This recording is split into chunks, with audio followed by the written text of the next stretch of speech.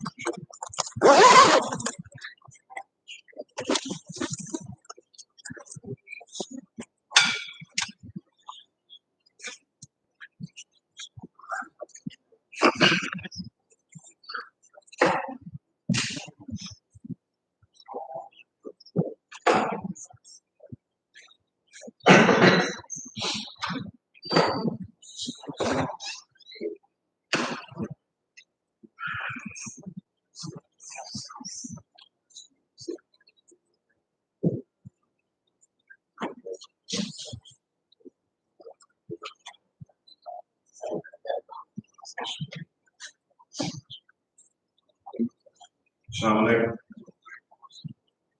Get started here. East side, west. All line.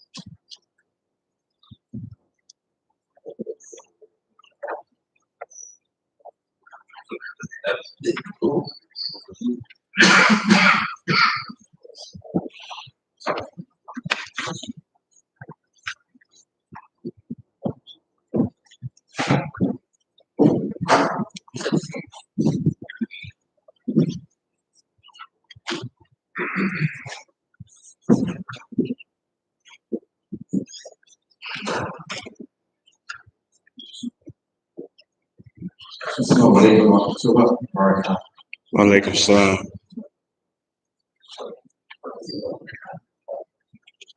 Allahu Akbar, Allahu Akbar. Allahu Akbar, Allahu Akbar. Ashhadu an la ilaha illallah. Ashhadu an la ilaha illallah. Ashhadu anna Muhammadan Rasulullah.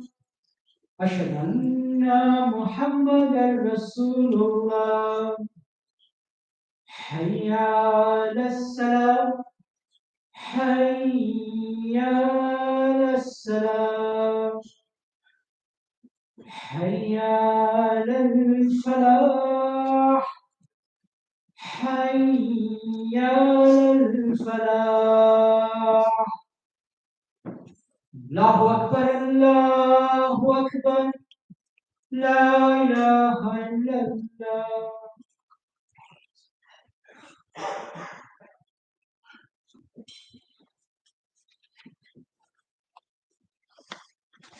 بسم الله الرحمن الرحيم. الحمد لله نحمده ونستعينه ونستغفره ونعوذ بالله من شرور انفسنا ومن سيئات اعمالنا واشهد ان لا اله الا الله وحده لا شريك له واشهد ان محمدا عبده ورسوله. أعوذ بالله من الشيطان الرجيم. Bismillah ar-Rahman ar-Rahim. Brothers and sisters, before getting into the theme of the Khutbah today, I ask that we remember our brothers and sisters throughout this ummah and make the suffering whether you know the cause of their suffering or not. And I want us to remember an event that happened in 2002. And this was the event of 779 prisoners being incarcerated in Guantanamo Bay. Guantanamo Bay is a naval base that is owned and operated by the United States of America on the island of Cuba. And the reports that came out and continue to come out of this incarceration, now there are only, I think, 29 people who were incarcerated in this camp, this U.S.-run camp. It is one of the worst sites for prisoners, incarcerated people anywhere in the world. It is disgraceful by any measure, by any standard of punishment, what has happened to the individuals who were incarcerated in Guantanamo Bay and continue to be incarcerated there.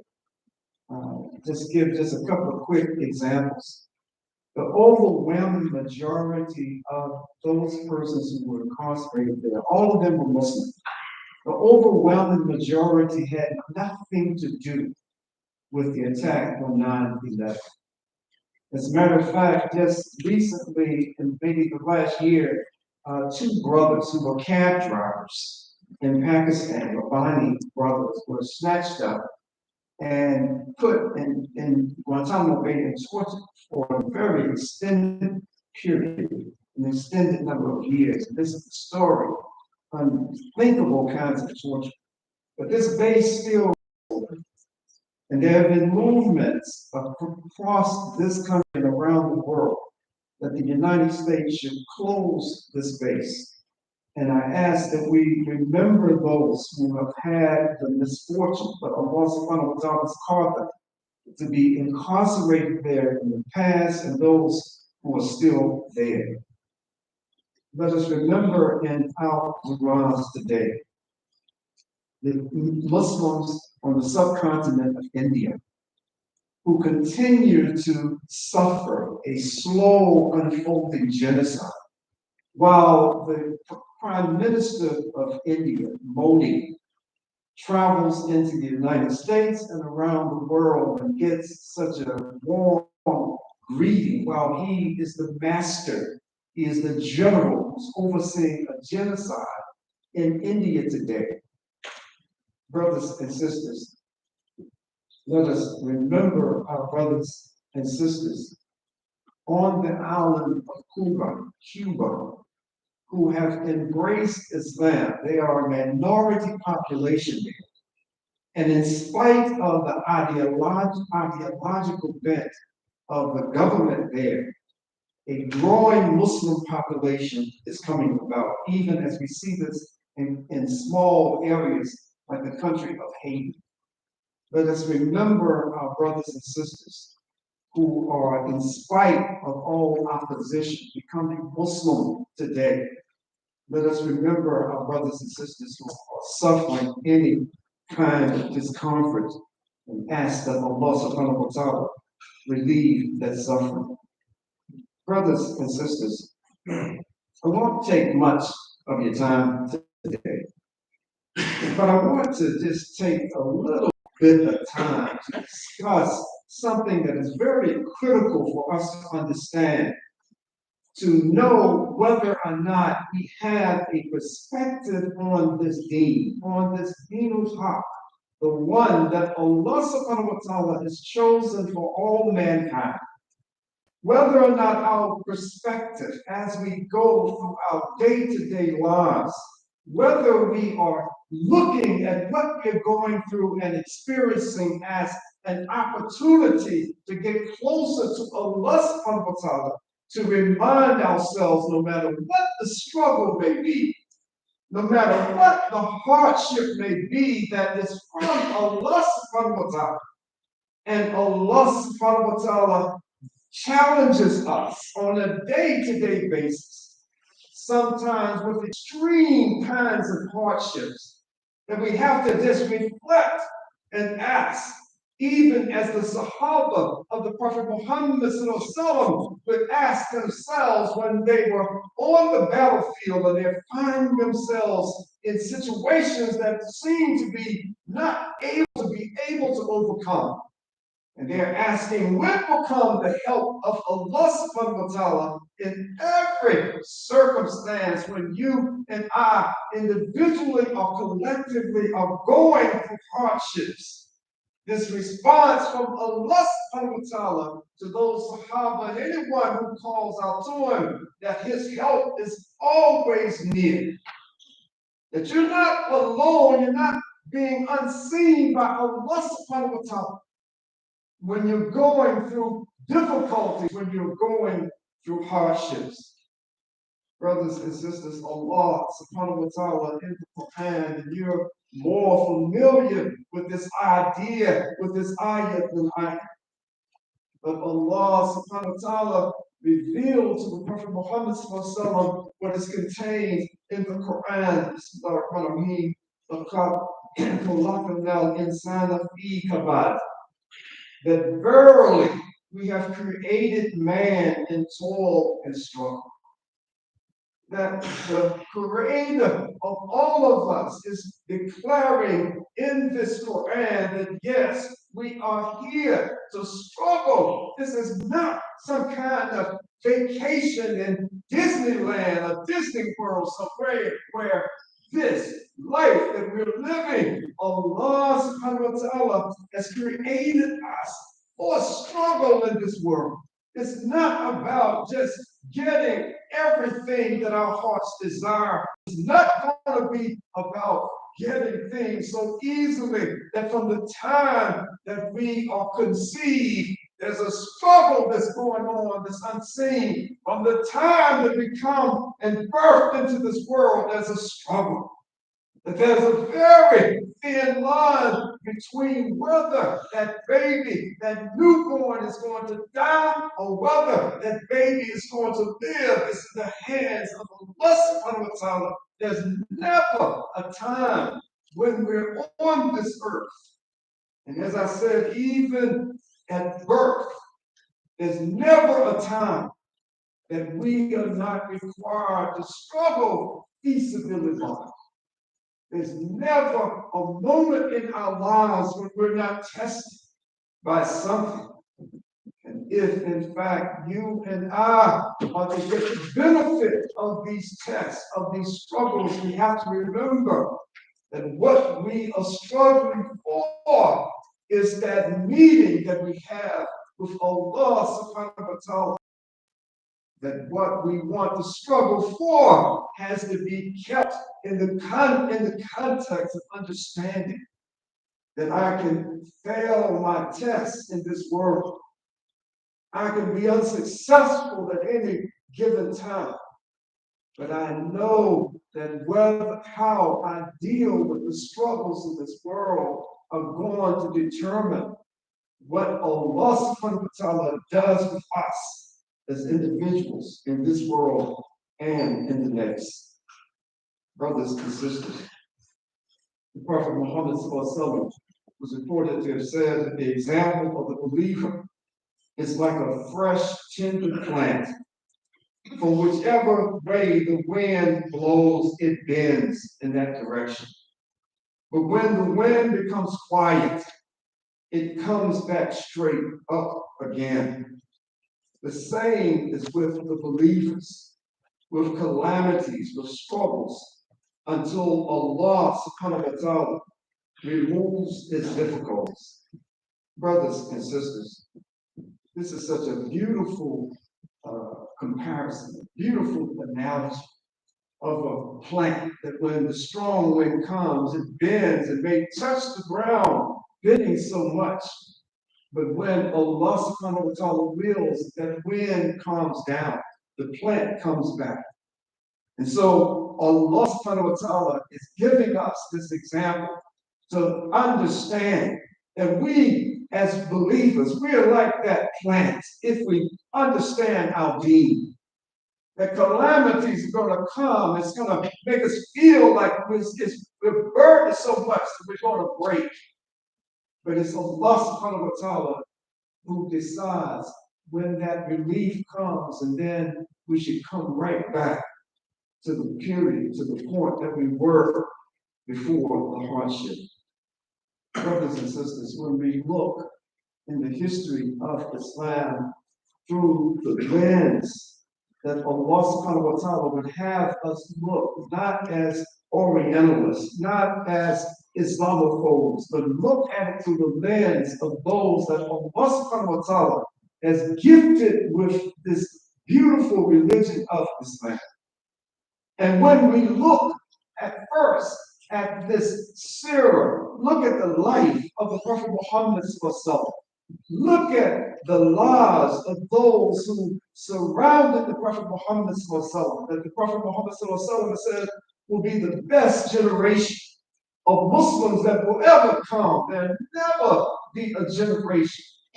This hadith, this understanding does not mean that there won't be those of you who will excel in their practice of Islam, who will withstand tests and not be broken, will understand that whatever we're confronted with is to bring us closer to Allah subhanahu wa ta'ala if we're patient. Look at the life of the Prophet Muhammad sallallahu alaihi wasallam, that every Muslim, that if we don't know about the life of the Prophet Muhammad sallallahu alaihi wasallam, how can we even think that we can be a good Muslim? How can we understand Islam if we don't know the hardships that the Prophet Muhammad went through? If we don't know what those Sahaba who were with the Prophet Muhammad went through even to get to Islam?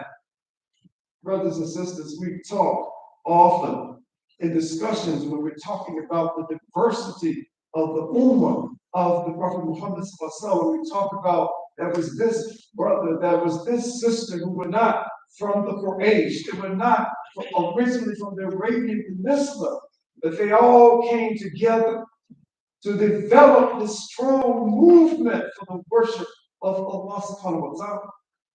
Look at the story, and I'm just a thumbnail view of it. Look at the story of the life of Salman al-Farsi.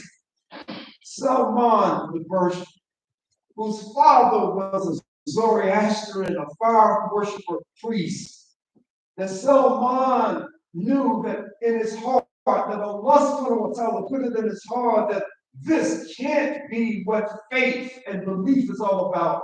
So he had to escape from his father, Salman, and just trying to get, and as I say, in the interest of time, I'll just give a brief version of it, and trying to get to where he heard that there was a prophet who was in Mecca, in this area.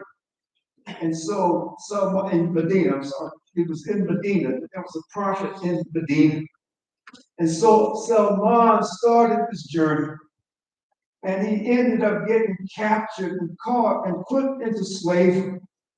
And Salman heard one day while he was working, and some stories said that he was up in a tree. He was pruning some fruit up in a tree. And he heard some people down on the ground talking about that prophet over there. He didn't go to Medina deliberately. He didn't know where to go. But as Allah subhanahu wa ta'ala's father was, he was captured and brought as a slave into Medina.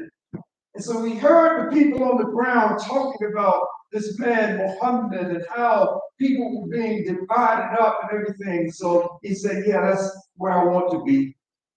Look at the story of those who struggled like Salman just to get to be submissive to Allah subhanahu wa ta'ala through Islam. Look at the first martyrs of Islam.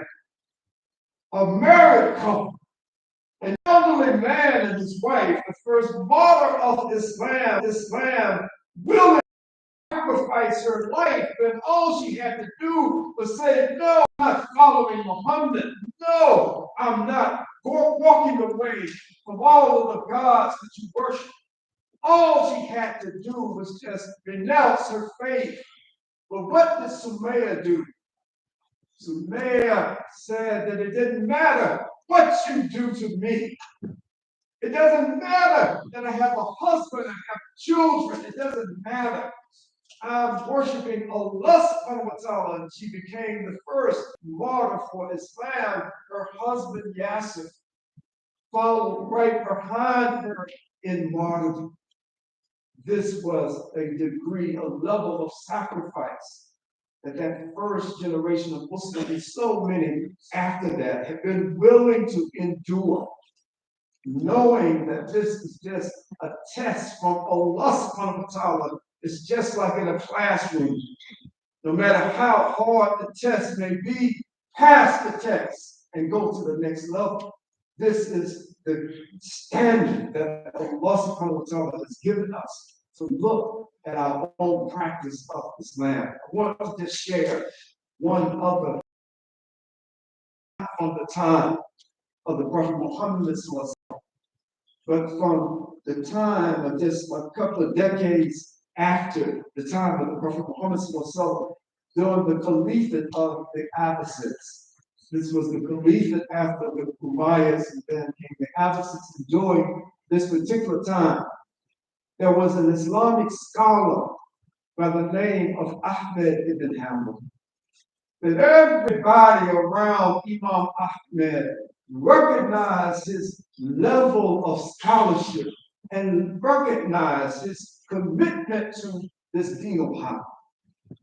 Ahmed ibn Hanbal, and we can interpret it one way or another. Either he was unfortunate enough or he was fortunate enough to live during a time when the Muslims, under the leadership of this particular caliphate, were saying that the Quran is created like any other book, that this is not the Kalam of Allah, this is not the word of Allah, it's Allah's thoughts made, but it is created.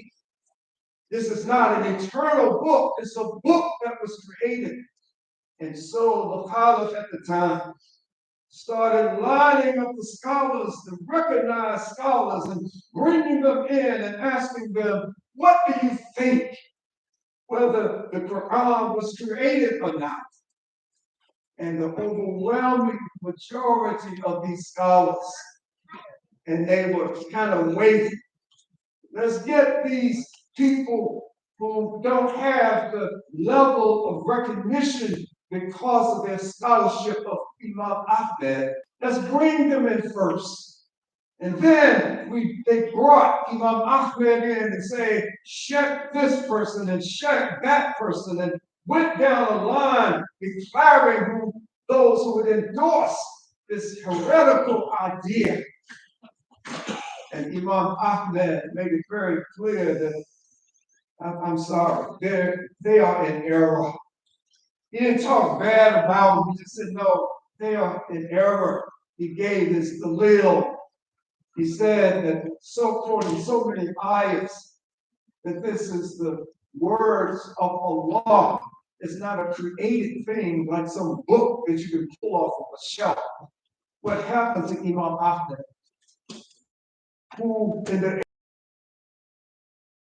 was recognized as the most, as far as Islam is concerned, around. He was first put into a dungeon. He was beaten unmercifully in this dungeon. He was tortured, beaten with sticks. He was hung up with his hands held up above him and pulled off of the ground by his arms. Every kind of torture that you can imagine. He was in a filthy area where he couldn't avoid even his own body fluids because it had him cramped in an area that was so small and cramped. And he endured this kind of torture for years. And the history tells us that the Caliph would say, go bring Ahmed back to me. And this went on for a number of different times, and every time Imam Ahmed gave the same response, that particular Caliph died. Another Caliph came in and did the same thing. Then he died. And then Imam Ahmed, after the sanity had come back to the leadership of the Muslims, Imam Ahmed now was left free. That here is a man who was known as one of the most knowledgeable human beings on earth at that time about Islam. He had this long, outstanding track record for how he served the Muslims. And he was tortured, unbelievably tortured, because he believed that this book of the Quran was not a created thing, even though the government was pushing this bad idea and forcing the Muslims to declare this as the belief of Islam.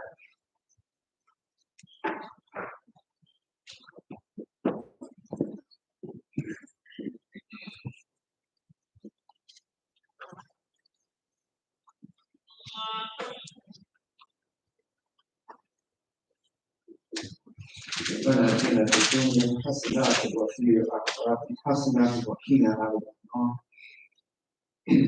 Oh Allah, give us the best of this world, the best of the next, and save us from the fire. Brothers and sisters,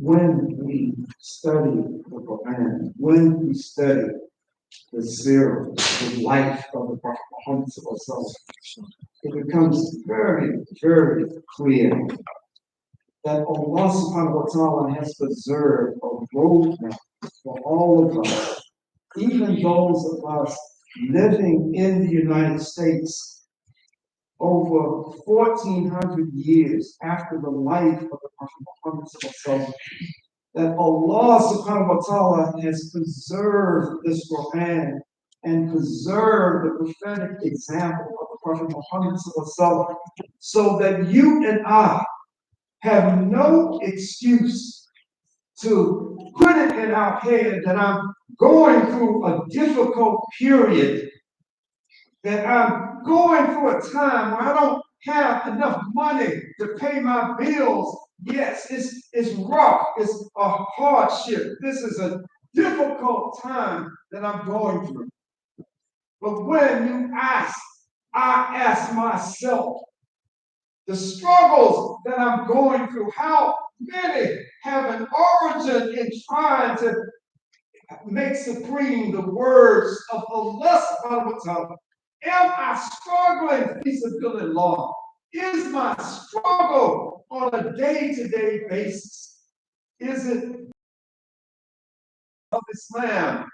Am I losing a job because I refuse to change my dress? If I'm a sister on a job, and I have a good job, but they're telling me I can't dress in the way that I'm commanded to dress. Do I say, well, I got to work, so I must take this off? This is just a test. It'll pass.